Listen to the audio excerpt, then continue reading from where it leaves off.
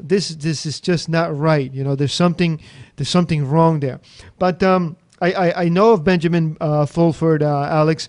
And as a matter of fact, I was reading something today where I think it was weeks ago or months ago, he gave an interview where he said that most of these terrorists, the real terrorists, like Cameron in England and George Bush and all these guys, that they were going to start being arrested. And one of the guys who was going to be arrested is Timothy Geithner, who is the current treasurer of the United States. When he was the director of the Federal Reserve Bank of New York, he did some shenanigans there. He actually forged documents. He lied on documents when they got bailouts.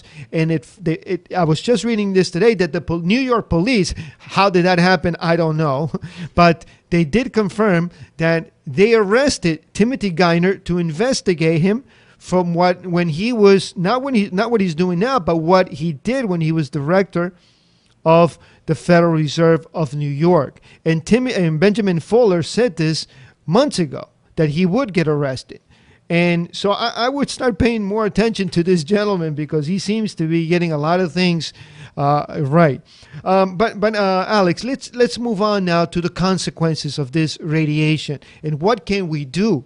Because a lot of people may not feel it right now. Maybe they'll feel it in a couple of months, in a couple of years, if we're still around. I don't know. But what can we do now to sort of take precaution in the event that we were hit with this radiation, Alex? I think. First of all, it's very important to take a look on how serious the situation still is, and how it's getting even worse. And especially often it's compared to Chernobyl, and all serious experts say that it's way, way worse. There was one guy from the nuclear industry, and he said that it's 20 times worse than Chernobyl. And with Chernobyl, it took about 2 weeks to stop the radiation.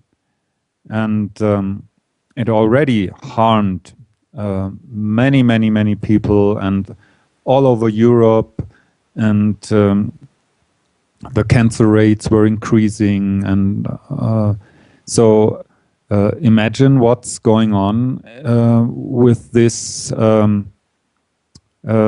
unresolved ruin that's still leaking out radiation in Japan, because they have all sorts of problems there. They are running out of people, and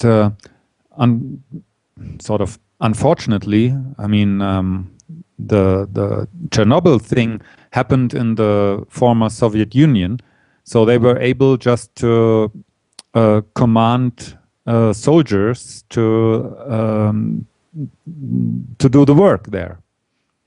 And there is a movie about that, that all of these people who were working on resolving the Chernobyl disaster died within a couple of years. And as all the firemen at the World Trade Center died also, no? And well, and so the Japanese have a huge problem finding enough qualified personnel who they can send in there. And there's already people of older age who are working there voluntarily, and they say, okay, my life is almost over, and I'm happy to give it for the coming generations. But the point is, it's still not resolved. There's still radioactivity leaking, and of course, then we're getting into this level where the Japanese government and the this energy company TEPCO, they lied to the public, and they still lie to the public. They only confirm what everybody already knows, and so it's very, very important to see how deadly serious this is. And so that's definitely an attack on humanity, as this is not a Japanese problem. This is a problem of all humanity, because it won't stay there. It didn't stay there. It already reached the Hawaiians. It reached the West Coast. It reached other parts of the United States. So it's not possible to say, okay, this is not my thing. This is a problem of the Japanese. And the point is that no one wants to see it, and no one wants to work on resolving it. Because if you say, okay, maybe there is something we can do, that also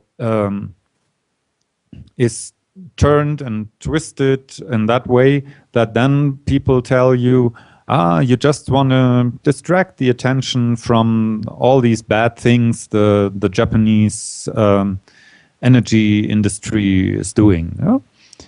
And the point is that to me, it's very, very important that we understand that we as humans are creators, and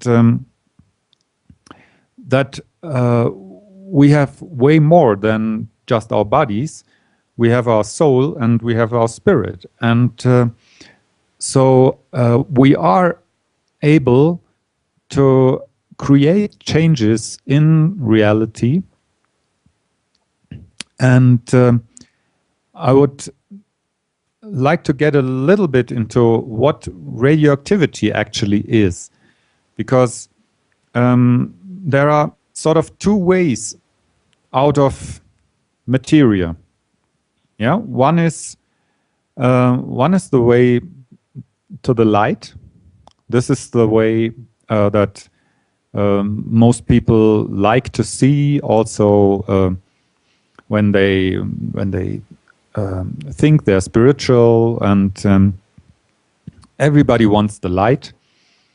And but there's another way out of materia, and this is radioactivity. It's sort of, if you want to get a little Star Wars in it, it's sort of the dark force, no? And or the dark side of the force.